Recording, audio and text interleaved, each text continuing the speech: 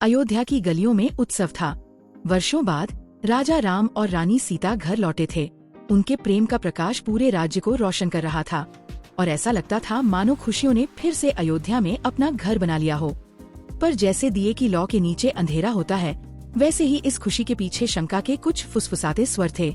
एक धोबी की कही बात हवा में जहर की तरह घुल गई और राजा के कानों तक पहुंच गई। रानी की पवित्रता पर सवाल उठाया गया था। राम के लिए उनका प्रेम उनका संसार था, पर उनका कर्तव्य उनका धर्म था। राजा का धर्म प्रजा का विश्वास था। उनका दिल टूट गया, पर उन्होंने एक राजा का कठोर निर्णय लिया। उन्होंने अपने प्रेम से ऊपर अपने कर्तव्य को चुना।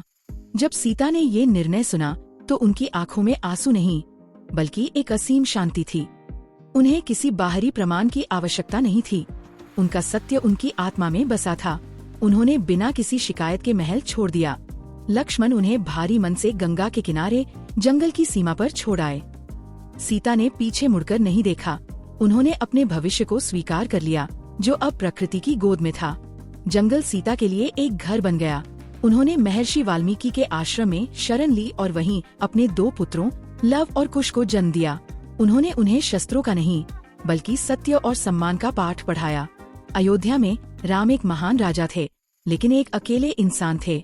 हर यज्ञ और समारोह में वह अपने बगल में सीता की सोने की मूर्ति रखते थे। राज्य के लिए वह राजा थे, पर अपने दिल में वह आज भी सीता के पति थे।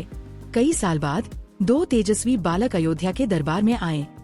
उन्होंने वीणा बजाते हुए एक ऐसी कहानी सुनाई जिसे सुनकर सभी मंत्रमुग्ध हो गए। ये राम और सीता की ही कहानी थी। राम ने अपने पुत्रों को पहचान लिया। उनका हृदय आनंद और पश्चाताप से भर गया।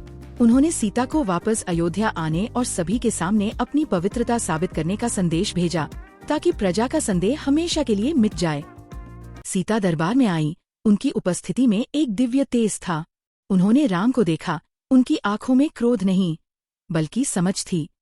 उन्होंने कहा कि उनका सत्य किसी के प्रमाण का मोहताज नहीं।